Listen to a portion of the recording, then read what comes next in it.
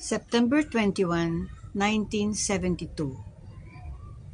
Yon ang petsang pinirmahan ang Proclamation 1081 na nagsasailalim ng buong bansang Pilipinas sa martial law. Pagkatapos noon, grabe na ang nangyari. Maraming tao, maraming hindi gusto ang nangyayari, ang dinakip, nawala. Hanggang ngayon, meron pang ibang hindi pa nakikita at pinaniniwalaang namatay na or pinatay na.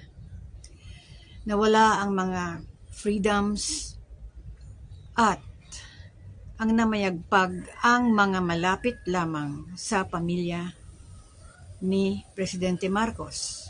At sabi pa nga ng kanyang asawa, ay mayaman ang Pilipinas. Kasi they have the full control ng pera ng gobyerno. Walang nagtatanong, walang nagrereklamo.